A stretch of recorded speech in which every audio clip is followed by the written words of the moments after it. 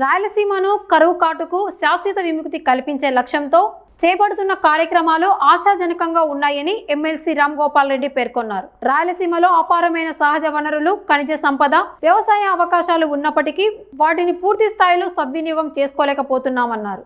ఈ అంశాలపై సమగ్ర చర్చకు, కార్యాచరణ ప్రణాళిక రూపకల్పనకు ఈ సదస్సు అవకాశం కల్పించడం సంతోషకరమని చెప్పారు.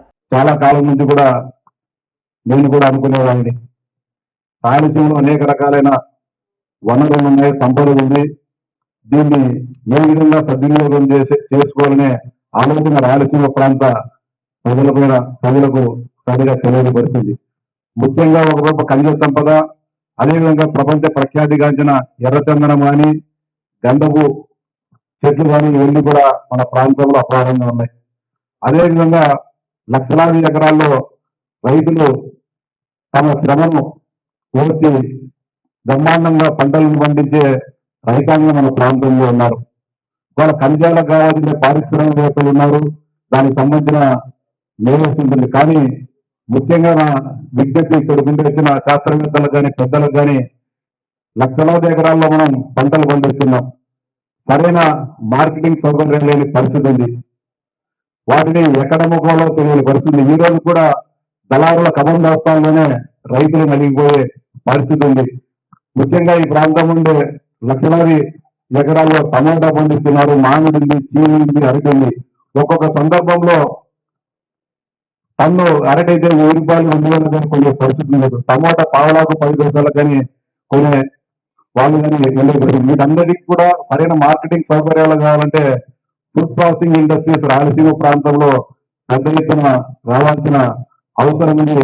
కానీ దానికి సంబంధించిన అందరూ మాటలకే చెప్తున్నారు తప్ప రైతాంగాన్ని, వాళ్ళను రైతులకు నాలెడ్జ్ పెంచే వాళ్ళు కానీ, ఏ విధంగా అయితే ఈ పరిశ్రమలను మనం మార్కెటింగ్ చేయొచ్చు, ఏ విధంగా ధర తక్కువగా ఉండేటప్పుడు ఆ ఉత్పత్తులను మనం దాన్ని నిల్వ చేసుకునే సౌకర్యం లేదు. ఇక్కడ ఉంటే నేను చాలా సార్లు మా పిల్లలు కానీ లేకుంటే కమలాపురం ప్రాంతంలో చీనీ పంట బ్రహ్మాండంగా వెళ్తుంది.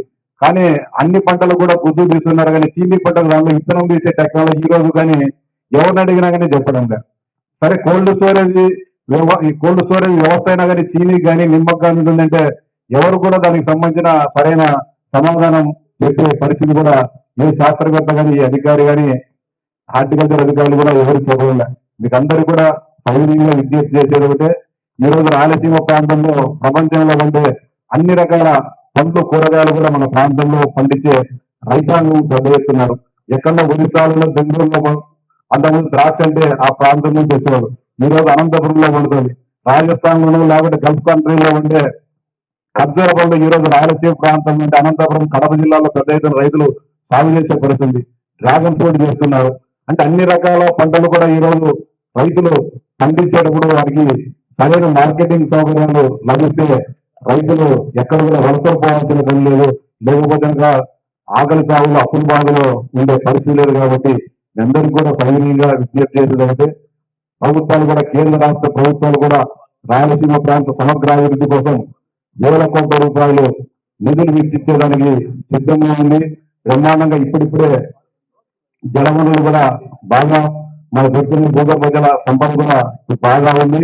కాబట్టి వీటన్నిటిని కూడా సద్వినియోగం చేసుకోవాలంటే హార్టికల్చర్ హబ్గా తీర్చిదిద్దాలనే ఆకాంక్ష ప్రధానమంత్రి మోడీ గారికి కానీ, మన రాష్ట్ర ముఖ్యమంత్రి గారు చంద్రబాబు నాయుడు గారు కూడా దీన్ని రాయలసీమ హార్టికల్చర్ హబ్గా తీర్చిదిద్దాలనే కృతనిశ్చయించున్నారు. కాబట్టి హబ్గా తయారగాలంటే పండించే పంటలతో పాటు ఆ పంటలకు పండించే రైతాంగానికి మంచి లాభదాయకమైన ఆదాయం వచ్చినప్పుడే ఇంకా ప్రోత్సాహకంగా ఉంటుంది. కాబట్టి ఆ వైపుగా రైతులను ప్రోత్సహించే విధంగా కొత్త ఆలోచనలతో మీరు రైతాంగానికి ఎడ్యుకేట్ చేయాలని చెప్పి ఈ సందర్భంగా విన్నవిస్తున్నా. అలాగే పరిశ్రమలు కూడా పెద్దగా వస్తున్నాయి. పెద్దలు మాధవ్ గారు, అదేవిధంగా రాయలసీమ ప్రాంతానికి సంబంధించిన పరిశ్రమల శాఖ మంత్రి భరత్ గారు, అదేవిధంగా సత్యం ఇక్కడ ఉన్నారు. కాబట్టి ముఖ్యంగా ఈ మాధవుల నీళ్ళని గమనించాల విషయం, చాలా పరిశ్రమలు వస్తున్నాయి, కానీ ఉద్యోగాల విషయంలో రాయలసీమ ప్రాంత యువతకు అనేక రకాలుగా అన్యాయం జరుగుతూ ఉంది. పరిశ్రమలు పెట్టాలి కానీ అడిగే మన వాళ్ళకు ఉద్యోగాలు ఇవ్వమంటే మీ స్థానికులను తీసుకుంటే యూనియన్లు పెడతారు, మా మాట గొడవలు చేస్తారని చెప్పి స్థానికులు ఎవరు కూడా ఉద్యోగాలకు ఇవ్వని పరిస్థితి. ఏదో హౌస్ కీపింగ్ లేకుంటే సెక్యూరిటీ సిబ్బంది కావాలంటే ఇచ్చే పరిస్థితి తప్ప మంచి మంచి సాంకేతికమైన ఉద్యోగాలు ఇవ్వడం లేదు. మీరు కూడా పారిశ్రామికవేత్తలు కూడా ఈ అగ్రిమెంట్ జరిగి ఎంఓఈలు చేసుకునేటప్పుడు కనీసం 40-50% స్థానికులకు ఇచ్చే విధంగా ఆ ప్రయత్నం చేయాలని చెప్పి, ఆ ప్రయత్నం చేసినప్పుడే మీ ప్రాంతం నుంచి, రాయలసీమ ప్రాంతం నుంచి ఇతర రాష్ట్రాలకు, ఇతర దేశాలకు వలసలు పోకుండా అటువంటి ఉద్యోగాలకు వలసలు పోతున్నారు. మన ప్రాంతంలో నుండి అక్కడ హైదరాబాద్ లో కంటే 10,000 తక్కువకి జీతానికి పనిచేసే పరిస్థితి ఇక్కడ ఉంటుంది. కాబట్టి ఆ ఊరిలో కూడా మీరు దృష్టి సారించి కేంద్ర రాష్ట్ర ప్రభుత్వాల ద్వారా వారిపైన ఒత్తిడి తీసుకొని వచ్చేసి యువతకు మేలు చేయాలని చెప్పి ఆకాంక్షిస్తూ ఇంత మంచి కార్యక్రమం కడప జిల్లాలో పెట్టిన శ్రీధర్ గారికి కూడా హృదయపూర్వక ధన్యవాదాలు తెలియజేస్తాను. జై జై భారత్ మాతాకి జై. భానుప్రకాష్ గారిని ఎమ్మెల్సీ రామ్ గోపాల్ రెడ్డి గారికి జ్ఞాపకం అందజేయవలసిందిగా కోరుతున్నాను. అదేవిధంగా సిద్ధార్థ మాధవ్ గారికి జ్ఞాపకం అందజేయవలసిందిగా కోరుతున్నాను.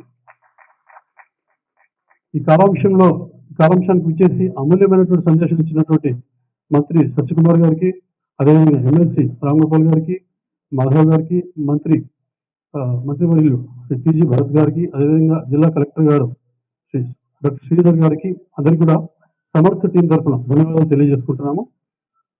నెక్స్ట్ సెషన్కి సంబంధించినటువంటి స్పీకర్స్ ను చైర్పర్సన్ ఇన్వైట్ చేయవలసిందిగా సిద్ధార్థను కోరుతున్నాను.